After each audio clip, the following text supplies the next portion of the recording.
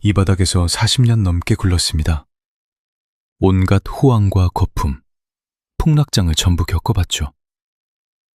그래서 지금 단호하게 말씀드립니다. 앞으로 12개월 동안 펼쳐질 상황은 1980년대 초반 이후 처음 보거나 어쩌면 그보다 훨씬 더 끔찍할 겁니다. 제가 평소에는 절대 하지 않는 행동을 지금 하려는 이유가 바로 그 때문입니다. 제 자금이 어디로 향하는지 이 자리에서 가감없이 공개하겠습니다.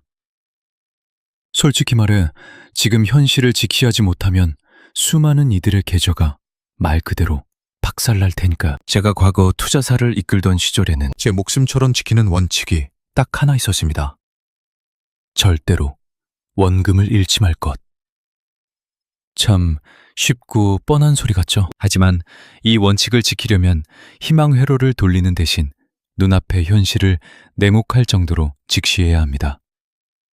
그리고 지금 제 눈에 보이는 시장은 등골이 서늘할 정도로 무섭습니다. 2026년 3월이 오기 전에 제 자산의 80%를 딱 3가지 피난처로 전부 옮길 계획입니다. 그러고 싶어서가 아니라 살아남으려면 어쩔 수 없기 때문입니다. 데이터는 거짓말을 하지 않으며 현재의 경제 구조는 제 평생 경험한 것 중 가장 위태롭습니다. 가장 심각한 근본 원인부터 짚고 넘어갑시다. 현재 연방준비제도는 스스로 판 함정에 빠져서 도저히 빠져나올 기미가 안 보입니다. 그들은 물가가 잡혔다고 믿게 하고 싶댔지만 실제 인플레이션은 전혀 진정되지 않았습니다. 당장 마트에 가보고 주유소나 부동산에 가보십시오. 정부가 발표하는 소비자 물가지수는 사실상 조작에 가까워서 아무짝에도 쓸모가 없습니다. 우리 삶에 직접 와닿는 진짜 체감 물가 상승률은 7에서 9%, 아니 그 이상을 맴돌고 있습니다. 그런데도 윗선에서는 3% 아래라고 우기고 있죠. 말도 안 되는 헛소리입니다. 진짜 소름 돋는 핵심은 대다수 사람들이 놓치고 있는 바로 이 부분입니다. 연준은 이제 금리를 더 올릴 여력이 없습니다. 이미 경제 전반의 근간이 무너질 정도로 금리를 턱 밑까지 끌어올렸으니까요. 창업용 부동산 시장이나 지방은행들이 줄줄이 터져나가는 것만 봐도 알 수 있지 않습니까? 달러로 빚을 냈다가 이자조차 감당하지 못해 헐떡이는 국가들도 수두룩합니다. 거대한 금리의 압박이 짓눌려 글로벌 금융 시스템 전체가 비명을 지르고 있는 상황입니다. 그렇다고 금리를 내린다면 결국 내릴 수밖에 없겠지만 그 순간 억눌렸던 물가가 미친 듯이 폭등할 겁니다. 진퇴양난의 완벽한 덫에 걸린 셈이죠. 예전 조지 소로스와 함께 일하며 뼛속 깊이 배운 교훈이 하나 있습니다. 그는 항상 이렇게 말했죠. 절대 버틸 수 없는 불균형 상태를 발견했다면 그건 붕괴할지 말지의 문제가 아니라 언제 터지느냐의 시간 문제라고요. 따라서 사태가 터지고 나서 움직이는 게 아니라 재앙이 덮치기 전에 미리 방주에 타 있어야 합니다. 남들이 다 눈치채는 6개월 뒤가 아니라 제가 지금 선제적으로 움직이는 이유입니다. 자, 그럼 제가 집중적으로 쓸어 담고 있는 첫 번째 자산을 말씀드리죠. 바로 금입니다. 아마 다들 의아하실 겁니다. 평생 거시경제를 다루며 온갖 자산을 굴려온 사람이 웬 금이냐고 하시겠죠. 제 이야기를 잘 들어보십시오. 사실 저는 투자 인생 내내 금을 꽤나 부정적으로 봤습니다. 물론 수익을 낸 적도 있고 손실을 본 적도 있지만 결코 매력적인 투자처라고 생각하진 않았죠. 배당금이나 이자가 나오는 것도 아니고 그저 금고 안에 가만히 있을 뿐이니까요. 하지만 각국 중앙은행들의 움직임이 모든 판도를 바꿨습니다. 제 평생 이렇게 전 세계 중앙은행들이 약속이나 한 듯 엄청난 속도로 금을 사모으는 광경은 처음 봅니다. 중국, 러시아, 인도, 튀르키예는 물론이고 폴란드까지 가세 미친 듯이 매집 중입니다. 금빛이 갑자기 예뻐 보여서 그러는 게 아닙니다. 이들은 철저하게 탈달러화를 준비하는 겁니다. 기축통화인 달러의 패권에서 벗어나 자신들만의 새로운 우회로를 뚫으려는 치밀한 전략이죠. 과연 그들의 계획이 성공할까요? 그건 미지수입니다만 그런 시도가 지속된다는 사실 하나만으로도 금값은 천정부지로 솟구칠 수밖에 없습니다. 대중들이 금에 대해 단단히 착각하는 게 있습니다. 금은 수익을 쫓는 투자가 아니라 위기를 막아주는 최후의 보험입니다. 우리가 직면한 엄청난 위험천만한 상황에 비하면 이 보험의 가입비는 최근 몇 년 중 가장 헐값에 거래되고 있습니다. 국가 부채가 40조 달러에 달하고 연준이 살인적인 인플레이션과 지독한 경제 공황 사이에서 양자택일을 해야만 하는 이 시국에 냉전 시대 이후 최악의 지정학적 위기까지 겹친 지금이라면 반드시 이런 강력한 안전장치가 필요합니다. 그리고 제가 아는 한 지구상에서 금을 대체할 완벽한 보험은 없습니다. 자산의 5%나 10% 정도를 담아두라는 시시한 소리가 아닙니다. 아주 공격적인 배분을 말씀드리는 겁니다. 현금화 가능한 제 자산의 25에서 30%를 실물 금과 관련 자산에 전부 몰아넣고 있습니다. 금 관련 주식은 제외하고 말이죠. 금광주 같은 주식은 변동성이 너무 크고 막상 시장이 붕괴될 때는 일반 주식 시장과 다를 바 없이 똑같이 폭락하기 때문입니다. 오직 순수한 귀금속 그 자체만 취급합니다. 골드바나 금화, 그리고 보안이 철저한 전용 금고에 보관된 진짜 실물 말입니다. 여기서 제 이름을 걸고 전망 하나 하겠습니다. 2026년 연말이면 금값은 온스당 3,000달러를 거뜬히 돌파할 것이며 어쩌면 그 위를 바라볼 겁니다. 그때가 오면 미리 금을 움켜쥐었던 사람들은 자신의 결단에 환호성을 지르겠죠. 왜냐하면 금값이 하늘 높은 줄 모르고 치솟는 동안 시중의 다른 자산들은 끔찍한 속도로 곤두박질 치고 있을 테니까요. 자, 제가 선택한 두 번째 자산은 아마 조금 의외일 겁니다. 바로 3개월에서 1년 만기의 단기 국채입니다. 벌써부터 방문하시는 목소리가 들리네요. 아니 밀러 씨, 방금 전까지 물가 폭등이 닥칠 거라면서요? 라고요. 그런데 왜 채권 따위를 삽니까? 당연히 이자 수익 푼돈 좀 만져보려고 사는 게 아닙니다. 제가 이것들을 보유하는 핵심 이유는 선택권과 유동성 확보 때문입니다.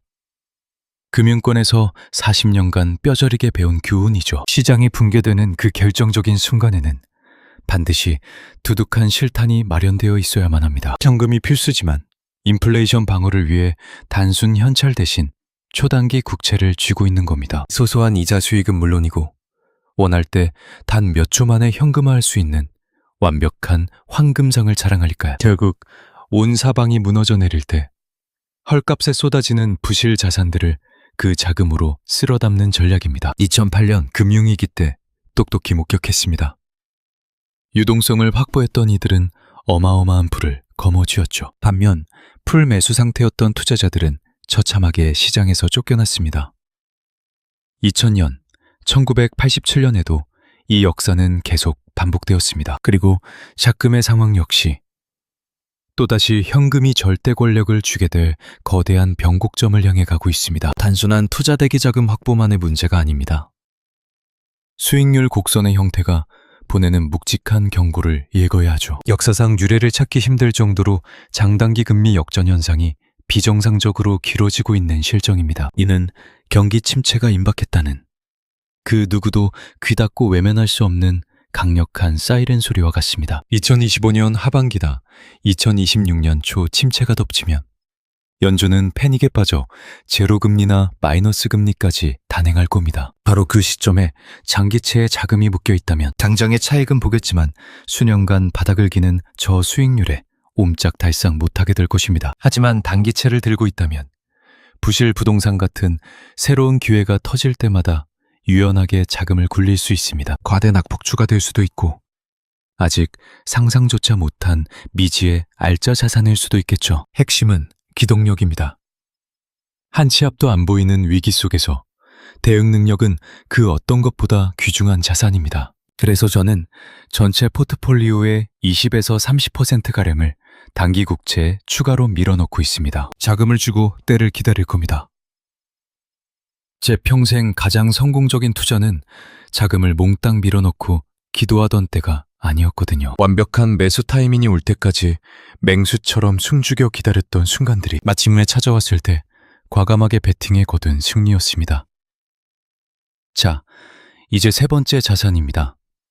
아마 꽤나 논쟁의 여지가 있을 겁니다. 다들 저보고 제정신이 아니라고 하겠지만 저는 전통 에너지, 특히 석유와 천연가스에 사활을 걸고 있습니다. 관련 기업 주식도 일부 담았지만 제가 진짜 주목하는 것은 원자재 그 자체입니다. 선물 시장, 현물 가격을 추종하는 상장지수 펀드, 심지어 확보할 수 있는 실물 인수도 계약까지 닥치는 대로 말이죠. 포트를 꽉 채우고 있습니다. 1970년대 오일 쇼크는 장난으로 보일 만큼 끔찍한 에너지 대란이 다가오고 있기 때문입니다. 놀랍게도 이 거대한 폭풍을 감지하는 사람은 시장에 거의 없습니다. 온 세상이 태양광, 풍력, 전기차 같은 친환경 전환에만 매몰되어 있으니까요. 물론 그 방향성 자체는 훌륭합니다. 신기술 개발도 적극 지지합니다. 하지만 우리가 직면한 차가운 현실을 직시해야 합니다. 국가 기반 시설을 완전히 뜯어고치는 데는 수십 년이 소요됩니다. 그 기나긴 과도기 동안 인류 문명을 지탱할 자원은 결국 화석 연료입니다. 그런데 우리는 지난 10년간 화석 연료 감사와 생산에 대한 투자를 사실상 방치해버렸습니다. 거대 석유 기업들조차 신규 개발에 자본을 투입하지 않고 지갑을 닫아버린 상태죠. 중소형 시추 업체들은 ESG 역풍을 두려워하는 은행권에 막혀 자금줄이 말라가고 2010년대를 구원했던 셰일 혁명마저 서서히 저물고 있습니다. 알짜배기 유정은 이미 바닥났고 이제 남은 건 채굴 단가는 높은데 효율은 떨어지는 찌꺼기뿐입니다. 반면 수요는 절대 꺾이지 않고 있습니다. 중국과 인도의 산업은 여전히 맹렬하게 팽창 중이며 동남아시아의 경제 규모도 계속 커지고 있죠. 서구권이 침체에 빠진다 해도 전 세계적인 석유 소비량은 굳건할 겁니다. 공급은 쪼그라드는데 수요는 팽창하는 이 규형적인 구조에서 도출되는 결론은 단 하나뿐입니다. 가격 폭등입니다. 그것도 상상을 초월하는 수준으로 말이죠. 향후 18개월 내에 국제유가는 배럴당 120달러에서 최대 150달러까지 치솟을 것이며 유럽의 천연가스 상황은 이미 5년 전만 해도 상상조차 못한 미친 청구서를 받고 있는데 이런 고통이 전 세계로 전염될 겁니다. 전 지구적인 에너지 가격 발작이 시작될 때 남들보다 한 발 앞서 판을 짠 투자자들은 천문학적인 수익을 쓸어 담을 것입니다. 저는 제 자산의 남은 20에서 25% 분량의 에너지에 몰빵하고 있으며 어설픈 분산 투자 따위는 하지 않습니다. 생산 단가를 극한으로 낮춘 압도적 시장 장악력을 가진 초우량 기업들에만 화력을 집중하고 있죠. 배럴당 60달러에서도 흑자를 내고 120달러가 되면 현금 복사기로 돌변할 수 있는 그런 알짜배기들 말입니다. 바로 이런 기업들이 우리 계좌에 10배의 경이로운 수익률을 찍어줄 주역들입니다. 하지만 명심하십시오. 제가 유가 폭등을 바라고 이런 과격한 베팅을 하는 것이 절대 아닙니다. 고유가 상황은 거시경제나 서민들의 삶에 치명적인 게 사실입니다. 하지만 시장에 몸담은 사람으로서 제 개인적인 바람을 투자에 이입할 수는 없는 노릇이죠. 눈앞에 펼쳐진 냉혹한 현실에 맞춰 철저하게 전략을 짜야 합니다. 그리고 지금 돌아가는 판재는 명백하게 거대한 에너지 충격을 가리키고 있습니다. 이쯤에서 전체적인 밑그림을 한번 설명해 드리겠습니다. 아마 제 얘기를 듣고 드라밀러, 당신 제정신이야? 라고 생각하실 분들도 분명 계실 겁니다. 금에 베팅하고 현금을 산더미처럼 쥐고 있으면서 에너지 상승장에 돈을 걸다니. 그건 정상적인 분산 투자가 아니라고 생각하시겠죠? 완전 위기 대응 매뉴얼이잖아. 라고 하신다면 정확히 보셨습니다. 전례 없는 폭풍이 몰려오고 있으니 방공호로 들어가는 게 당연한 이치입니다. 지금의 거시적 환경을 냉정하게 직시해 보십시오. 인류 역사를 통틀어 이렇게 빚더미가 산더미처럼 쌓였던 적은 맹세코 없었습니다. 국가와 민간 가릴 것 없이 부채가 넘쳐나고 주식이나 부동산, 암호화폐 할 것 없이 자산시장 전체에 거대한 거품이 끼어 있는 상태입니다. 여기에 지정학적 리스크까지 겹치면서 우리는 지난 80년 이래 그 어느 때보다 대규모 전쟁의 한복판에 바짝 다가서 있습니다. 미국 내부는 정치적, 사회적 갈등으로 국운이 흔들릴 만큼 골마 터지기 직전이고 구원투수가 되어야 할 중앙은행마저 더 이상 쓸 수 있는 카드가 바닥났습니다. 이 모든 악재를 종합해 볼 때 연착륙이라는 희망찬 결말은 애초에 불가능합니다. 파멸적인 붕괴만이 기다리고 있을 뿐이죠. 그냥 흔한 조정장 수준이 아닙니다. 주식, 채권, 실물 자산까지 예외 없이 전부 무너져 내리는 전례 없는 대폭락장이 올 겁니다. 이런 아수라장 속에서 살아남을 수 있는 건 수백 년 금융사에서 수많은 위기를 버텨냈던 전통적인 안전판들 뿐입니다. 금, 현금성 자산, 그리고 필수 원자재가 바로 그것입니다.